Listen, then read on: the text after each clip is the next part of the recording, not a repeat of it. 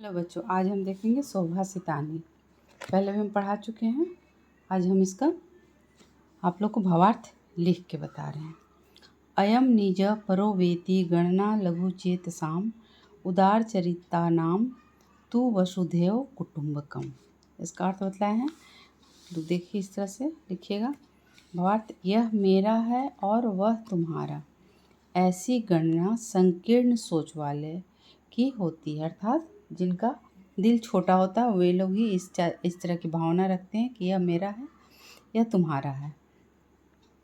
उदार चरित्र वालों की तो संपूर्ण धरती ही एक परिवार है, और जिनके उदार चरित्र वाले जो होते हैं उनके लिए तो पूरा धरती ही एक परिवार के समान होता है। उन लोग यह भेदभाव नहीं करते कि यह मेरा है, यह तेरा है। दूसरा है विद्या विवादाय धनम मदाय शक्ति परेशान पर पीडनाय खलस्य साधुर विपरीत में तत् ज्ञानाय दानाय च रक्षणाय। इसका मतलब क्या हुआ? दुष्टों की विद्या विवाद के लिए होती है। दुष्ट लोग अपनी विद्या का प्रयोग कहाँ करते हैं? लड़ाई झगड़ा के लिए, विवाद के लिए। और धन अहंकार के लिए, और शक्ति दूसरों को पीड़ा पहुंचाने के लिए। इसके विपरीत साधु मतलब सज्जन लोग जो होते हैं उनकी विद्या ज्ञान के लिए होती है, और धन दान के लिए होती है, और शक्ति दूसरों की रक्षा करने के लिए होती है। जो दुष्ट लोग होते हैं वो लोग की विद्या विवाद के लिए, लड़ाई झगड़े के लिए होती है, और धन जो होता है वह अहंकार के लिए होता है, और शक्ति दूसरों को सताने के लिए, दूसरों को पीड़ा पहुंचाने के लिए होती है। परंतु इसके विपरीत जो सज्जन लोग होते हैं, जो अच्छे व्यक्ति होते हैं, उनका विद्या ज्ञान के लिए होता है, और धन जो है वो दान के लिए होता है, और शक्ति जो है दूसरों की रक्षा करने के लिए होती है। को भार समर्थानम किम दूरम व्यवसायी नाम को विदेशा संविधानम क पर प्रियवादी नाम।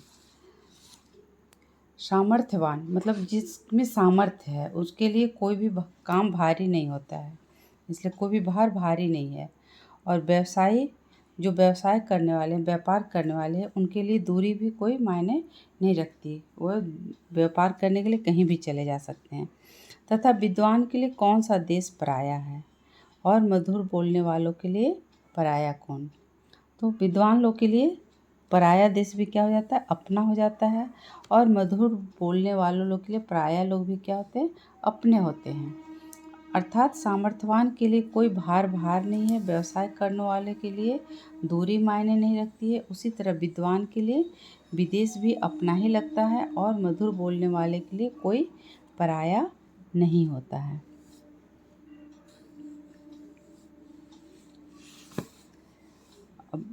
नरस्य आभरणम रूपम रूपस्य आभरणम गुणः गुणस्य आभरणम ज्ञानम ज्ञानस्य आभरणम क्षमा। नर का आभूषण क्या है? रूप है। और रूप का आभूषण क्या है? गुण। गुण का आभूषण ज्ञान, और ज्ञान का आभूषण क्षमा।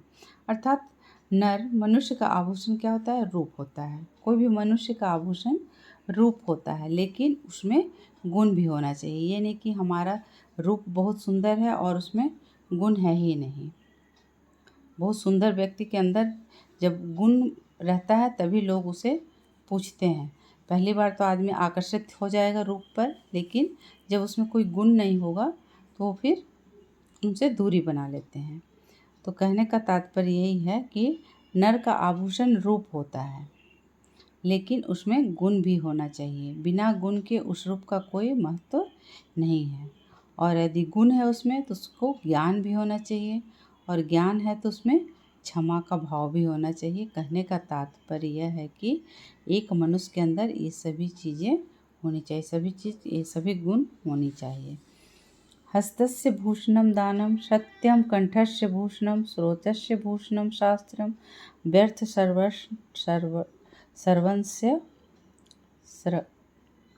सवर्णस्य भूषणम। क्या बोल रहा है? हाथ का आभूषण दान है, और सत्य कंठ का आभूषण है, कान का आभूषण शास्त्र है, तब अन्य आभूषणों की क्या आवश्यकता। कहने का तात्पर्य है कि हाथ की वास्तविक शोभा गहनों से होती है। गहनों से नहीं बल्कि दान से होती है, इसलिए हाथ का आभूषण किसे बोला गया है? दान को। इसी तरह गले में हार पहनने से गले की शोभा नहीं होती है, बल्कि गले की शोभा तब होती है जब गले से सत्य वचन निकले। और कानों की शोभा भी गहनों से नहीं होती है, बल्कि शास्त्र के वचन सुनने से होती है। जब हमारे पास ये सब गहने हों तो फिर हमें सोने के आभूषणों की क्या आवश्यकता है? यस्य नास्ति स्वयं प्रज्ञा शास्त्रम तस्य करोति किम लोचनाभ्याम विहीनस्य दर्पणः किम करिष्यति। क्या बोल रहा है? जिसके पास अपनी स्वयं की बुद्धि या विवेक नहीं है, उसका कोई शास्त्र भी भला क्या कर सकता है। जिस तरह अंधे व्यक्ति के लिए दर्पण क्या कर सकता है। क्या बोल रहा है कि अगर कोई भी व्यक्ति मूर्ख है तो उसके पास कितना भी शास्त्र हो, वो उसका कोई उपयोग नहीं कर सकता है। इसलिए बोला गया है कि जिसके पास अपनी स्वयं की बुद्धि या विवेक नहीं है, उसका शास्त्र भी कुछ नहीं कर सकता है। ठीक उसी तरह जिस तरह की अंधे व्यक्ति के लिए, अगर अंधे व्यक्ति के सामने दर्पण भी हो तो उसके किसी काम का नहीं है, उसी तरह बुद्धिहीन व्यक्ति के पास अगर शास्त्र भी हो तो उसके लिए वो कुछ नहीं कर सकता है, वो उसका कोई उपयोग नहीं कर सकता है। चलिए आज के लिए बस इतना ही। अगले क्लास में हम लोग चैप्टर 15 देखेंगे।